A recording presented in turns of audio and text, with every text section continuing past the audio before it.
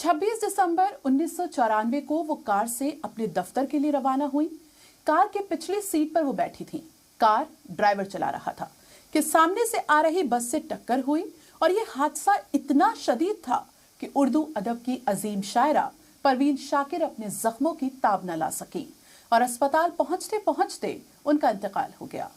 लेकिन अपने पीछे जो विरासत उन्होंने छोड़ी वो आज भी उनकी जिंदगी, उनके अज़्म और उनकी जद्दोजहद की कहानी बयान करती है। परवीन शाकिर अपनी शायरी के जरिए अबला नारी की आवाज बनी और उसे एक बावकार जिंदगी जीने का हौसला दिया। वो कहती हैं कि लड़कियों के दुख अजब होते हैं, सुख उससे अजीब, हंस रही हैं और काजल भीगता है साथ साथ। परवीन शाकिर उर्दू शायरी की वो अजीम शायरा हैं जिसने औरतों के जज्बात को गहराई में उतर कर समझा और उसे जुबान दी। परवीन ने फूल और खुशबू की निस्बत से आशिक व माशुका का रिश्ता बयान किया। वो तो खुशबू है हवाओं में बिखर जाएगा, वो तो खुशबू है हवाओं में बिखर जाएगा, मसला फूल का है, फूल किधर जाएगा।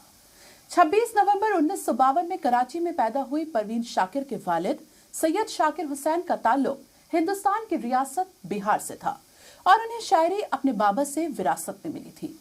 परवीन की शायरी बुनियादी तौर पर इश्क के जज्बात और तजुर्बात की शायरी है। ज्यादातर महफिलों में मर्द शोरा की शायरी में लबो रुखसार की बातें होती हैं, गेसुए दराज पर वाह होती है। शायर आशिक की सिस्कियों का जिक्र करता है, उसके जख्मी दिलों पर मरहम रखता है, उसके वीरानी पर आंसू बहाता है। लेकिन माशुका का ख्याल शायद ही उसे आता हो। जिक्र होता भी हो तो इतराती है, बल खाती है और अदाएं दिखाती महबूबा मर्दाना मुस्कुराहट पर जानिसार करती ही दिखती है।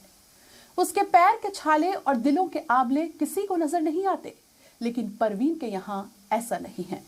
उनकी शायरी अपने माशूक की शख्सियत, उसके मिजाज, उसके लिबास, उसके तौर तरीके के साथ साथ उसकी बेरुखी और बेवफाई भी बयान करती है और इश्क के दरबार में औरत की वकालत करती है। परवीन के यहाँ औरत होने पर कोई शर्मिंदगी नहीं बल्कि फख्र है। वो कहती हैं कि हुस्न के समझने को उम्र चाहिए जाना, वो कहती हैं हुस्न के समझने को उम्र चाहिए जाना, दो घड़ी की चाहत में लड़कियां नहीं खुलती। उर्दू शायरत की फिहरिस्त में परवीन शाकिर जैसी शायरा मेरी नजर से नहीं गुजरी जिसने औरतों के एहसास और जज्बात को खुलकर बयान किया। वो जब औरत की बेबसी बयान करती हैं तो कहती हैं, कैसे कह दूं कि मुझे छोड़ दिया है उसने, कैसे कह दूं कि मुझे छोड़ दिया है उसने, बात तो सच है मगर बात है रुसवाई की।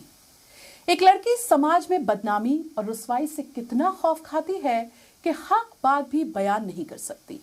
साथ ही जब औरत अपनी इस्मत की हिफाजत के लिए पुरज़्म होती है तो समाज के दोहरे रवैये पर चोट करते हुए कहती है कि मैं सच कहूंगी मगर फिर भी हार जाऊंगी, मैं सच कहूंगी मगर फिर भी हार जाऊंगी, वो झूठ बोलेगा और लाजवाब कर देगा।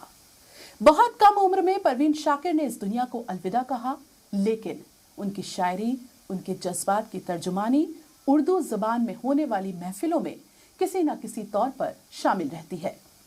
तेरे पैमाने में गर्दिश नहीं बाकी साकी, तेरे पैमाने में गर्दिश नहीं बाकी साकी, और तेरी बज़्म से अब कोई उठा जाता है।